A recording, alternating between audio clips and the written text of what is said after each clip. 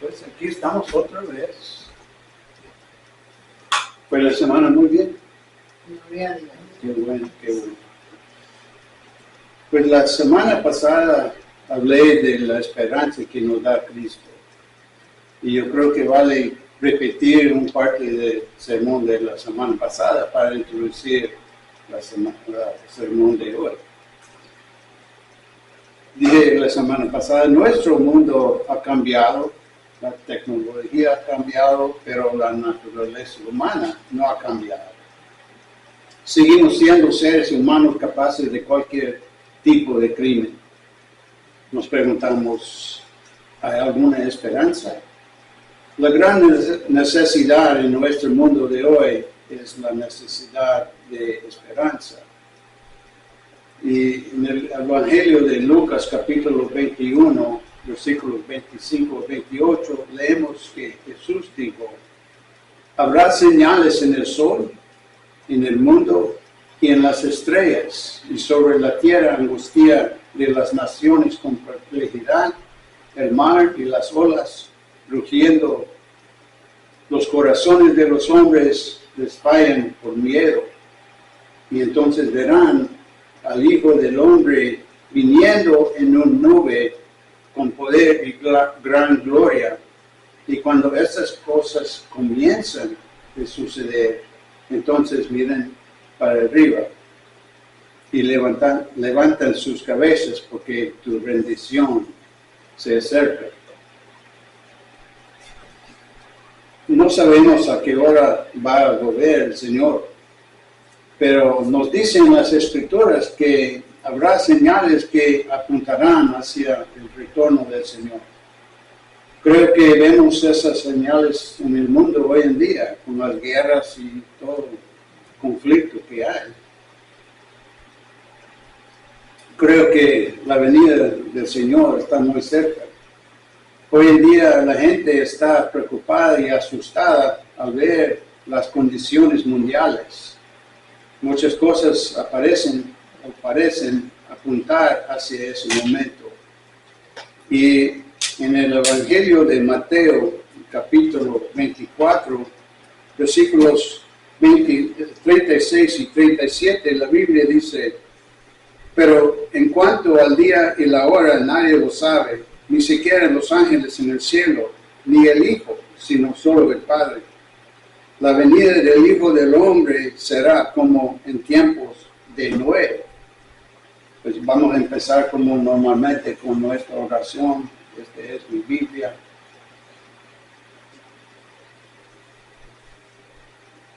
Este es mi Biblia.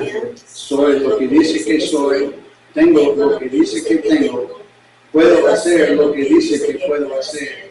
Hoy me enseñará la palabra de Dios. Lo confesaré con valentía, mi mente está alerta, mi corazón es receptivo, nunca volveré a ser el mismo, en el nombre de Jesús. Amén. Leemos en Génesis capítulo 6, versículo 5 y también capítulo 9, versículo 17 acerca del diluvio. Fue la mayor catástrofe en la historia del mundo. La Biblia dice que el diluvio lo destruyó todo, absolutamente todo. La importancia de Noé y el diluvio es enfatizada por muchas referencias en la Biblia. El diluvio fue tanto una advertencia como una promesa. Dios advirtió que no siempre lucharía con el hombre en Génesis capítulo 6, versículo 3. Luego hizo un pacto con Noé y sus hijos de que nunca más destruyeran el mundo por medio del diluvio y dio el arco iris como promesa. El apóstol Pedro escribió en 2 Pedro capítulo 3, en versículo 6, que en los días de Noé, el mundo que entonces era inundado de agua, pereció. En otras palabras, fue totalmente destruido. También en el en la carta de 2 Pedro, capítulo 3, en versículo 10, dice, el día del Señor vendrá como ladrón en la noche, en el cual pasarán los cielos con gran estruendo, y los elementos se derretirán con ardiente calor, y también la tierra y las obras que en ella hay serán quemadas. El mundo está bajo el control parcial del diablo. Él es el Dios de este mundo, como nos dice en 2 Corintios, capítulo 4, versículo 4. Y también se le llama en Efesios, capítulo 2, versículo 2, el príncipe de la potestad del aire. Esta es la era del mal. La maldad de este mundo será destruida. Veamos la condición del hombre en el tiempo del diluvio. La Biblia nos dice que el pueblo se gloriaba en el pecado. Les encantó pecar. En el Evangelio de Mateo, capítulo 24, versículo 37, nos dice que Jesús dijo, como fueron los días de Noé, así también serán con la venida del Hijo del Hombre. Todas las formas de perversión registradas en la historia de la humanidad se practican hoy en día a una escala aún mayor. En los días de Noé el mundo estaba lleno de violencia. Y hoy vemos en la televisión, en los periódicos, en la internet o mirando películas, la gente todavía está haciendo todo tipo de esas cosas terribles. O escuché algunas de las conversaciones en los programas en televisión de entrevistas. A medida que algunas de esas personas se expresan, no podemos creer que la naturaleza humana se haya hundido tan bajo. Dios dijo en el libro de Romanos, capítulo 2, versículo 16, yo juzgaré al mundo. Dios sigue siendo un Dios de amor, pero también es un Dios de juicio. Y Él va a juzgar al mundo y nos va a juzgar a nosotros, a menos que nos arrepentamos de nuestros pecados y recibamos a Jesucristo en nuestros corazones. La Biblia dice que hay un límite para la paciencia de Dios. De nuevo citaré Génesis capítulo 6, versículo 3. Dijo el Señor, mi espíritu no contenderá siempre con el hombre. Cuando Dios pronunció juicio, también les estaba diciendo que los amaba. Dijo que había un límite de tiempo para la gente de los días de Noé. El diluvio no fue una catástrofe natural. El diluvio fue una catástrofe moral. Vino como resultado del juicio de Dios sobre las actitudes y acciones de las personas en el mundo de ese tiempo. Dios también ha establecido un límite de tiempo para nuestros días. Porque pueden ver en Génesis capítulo 6, versículo 3, que nos da un límite de edad de 120 años.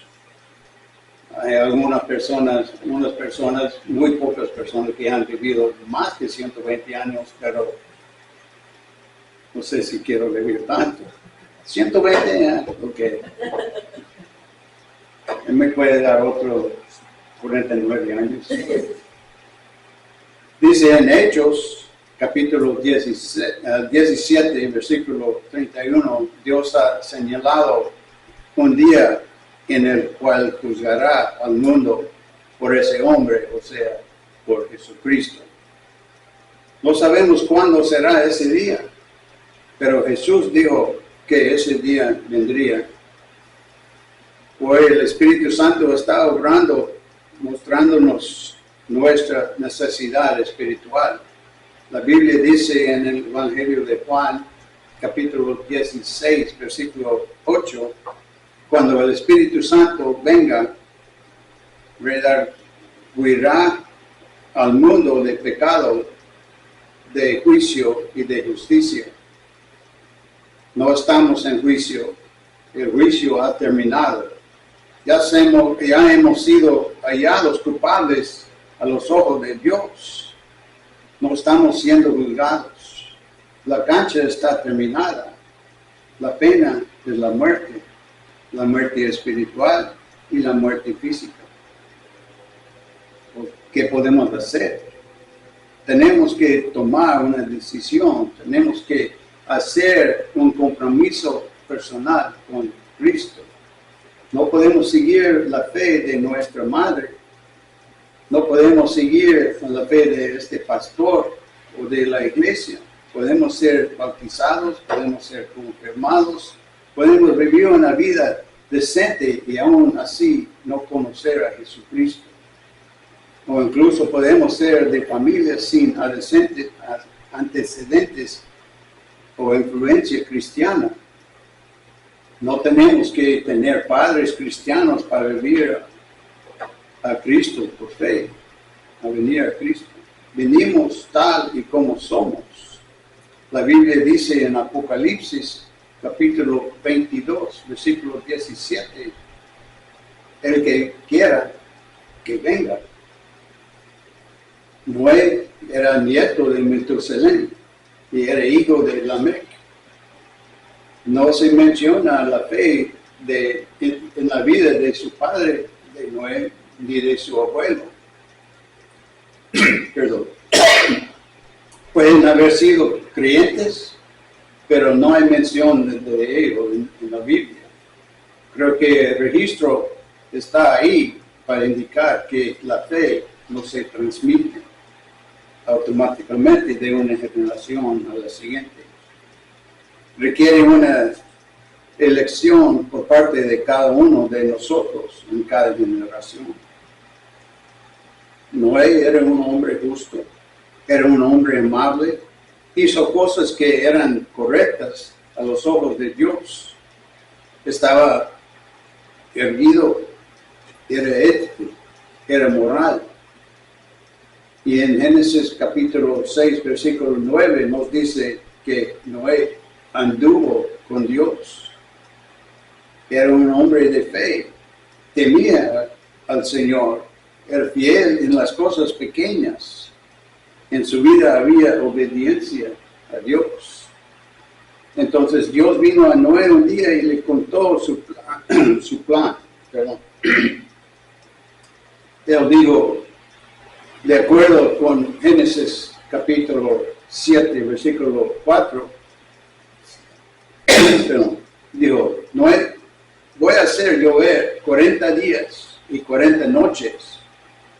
El diluvio destruirá al mundo entero, porque el mundo se ha vuelto tan malvado.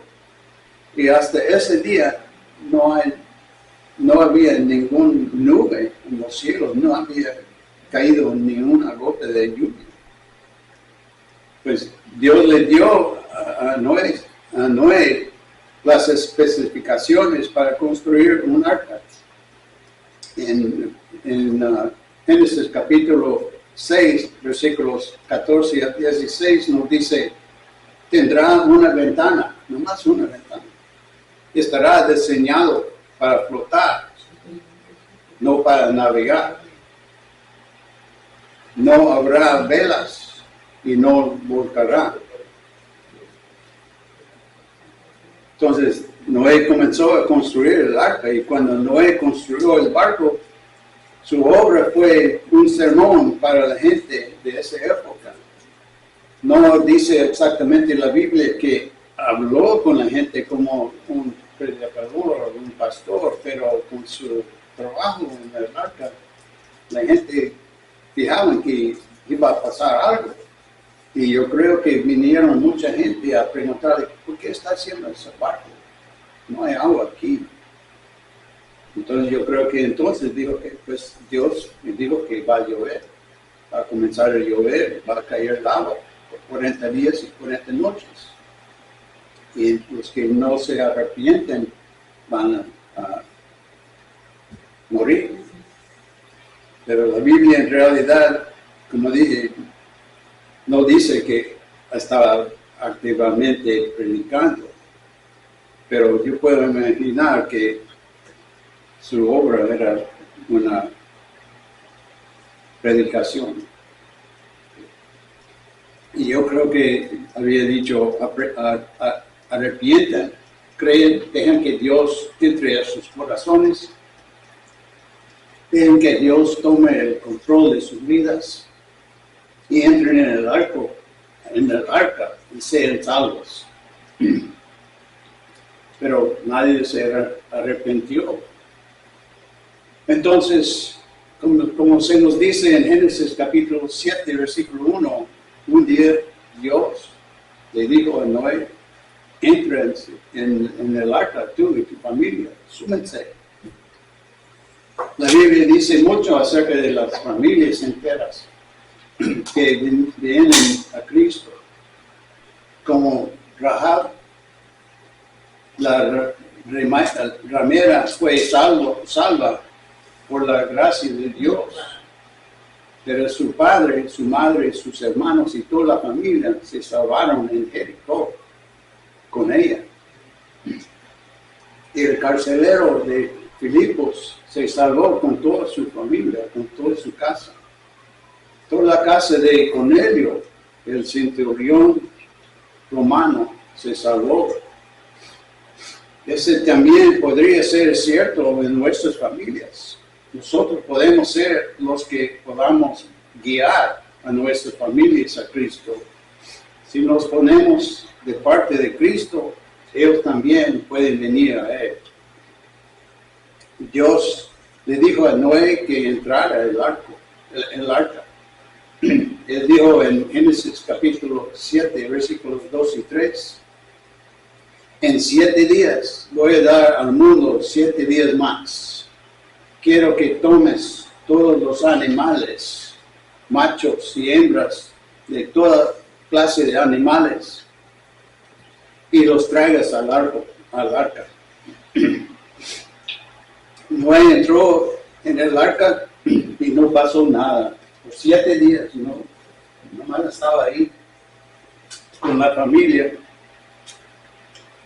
Y esta fue la prueba más grande de su fe.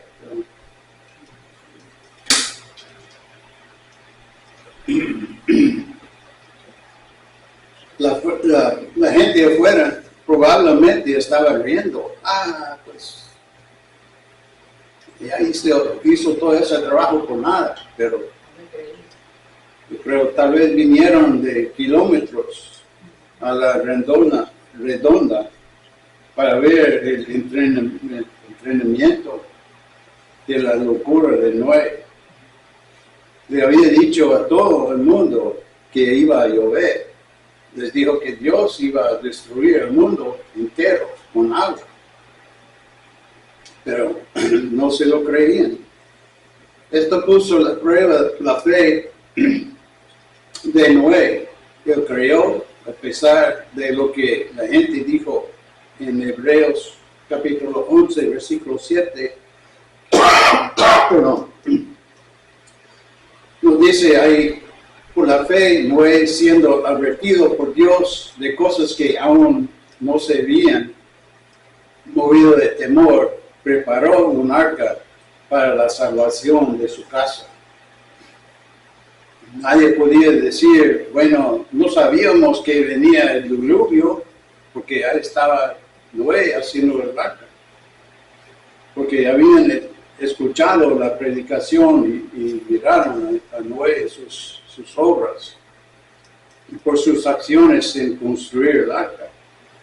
Dios había extendido su amor, su misericordia y su justicia de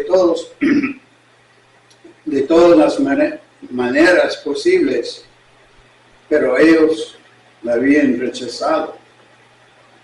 Y leemos también en Génesis capítulo 7, versículo 16, que un día Dios cerró la puerta. Noé no lo cerró, sino Dios lo cerró. O la cerró, la puerta. Y un día Dios cerrará la puerta en lo que nosotros respecta.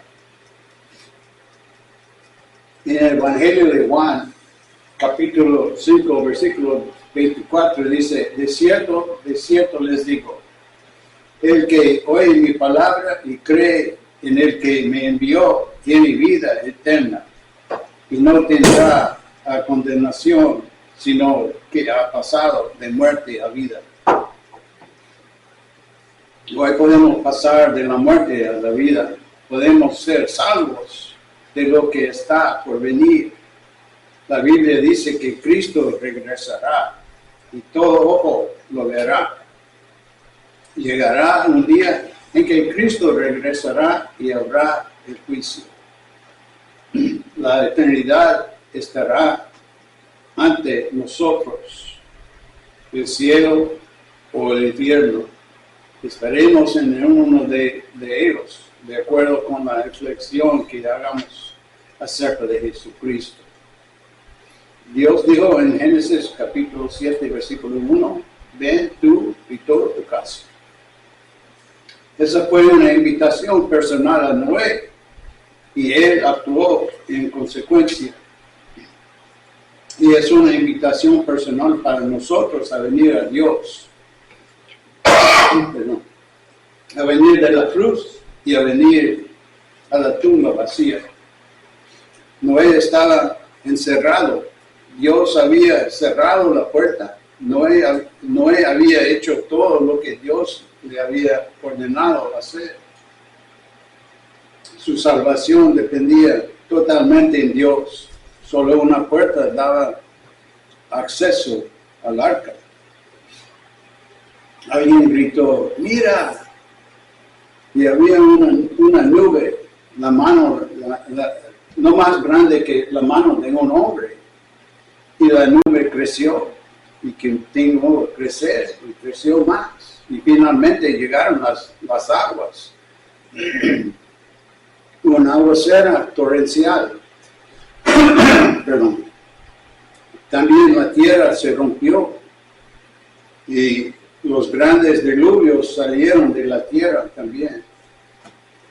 Mi investigación cuando estaba haciendo este sermón indica que los acuíferos debajo de la tierra se abrieron y el agua vino del interior de la tierra cuando las lluvias cayeron del cielo por primera vez.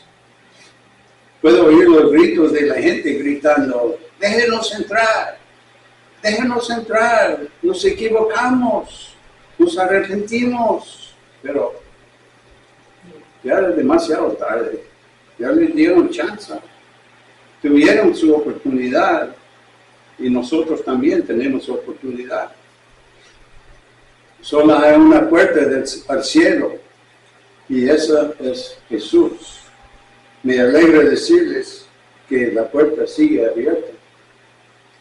Jesús dijo en el Evangelio de Juan, capítulo 10, versículo 9, yo soy la puerta. Leemos en Apocalipsis, capítulo 4, versículo 1, que Juan dijo, mire, vi que estaba abierta una puerta en el cielo y la primera voz que oyó era, ven acá, súbete para acá. ¿Estás listo para ese día que seguramente llegará? No sabemos cuándo será, pero debiéramos estar listos en cualquier momento, como he dicho en semanas pasadas. Mateo 24, versículo 42, nos dice que Jesús dijo, manténganse despiertos, pues, porque no saben a qué hora ha de venir nuestro Señor. Y voy a terminar con esto.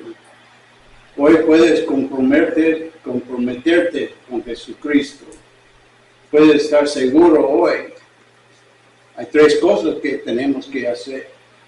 Primero, arrepentirnos de nuestros pecados. Eso significa cambiar, volverse a Dios y decir, lamento haber pecado. Segundo, ven a Cristo por fe. Es posible que nunca entendamos todo acerca de la salvación, o todo acerca de Dios, o todo acerca de la Biblia, pero podemos llegar por medio de una simple confianza infantil y poner nuestra fe en Jesucristo. Y tercero, esté dispuesto a obedecer a Dios lo mejor que pueda. El Espíritu Santo entrará en tu corazón y te ayudará a obedecer a Dios. No puedes vivir la vida cristiana por ti mismo. No puedes vivir la vida cristiana sin la ayuda del Espíritu Santo. E incluso entonces a veces fallo, pero el Espíritu Santo me ayuda. Y Dios perdona mis pecados y mis fracasos.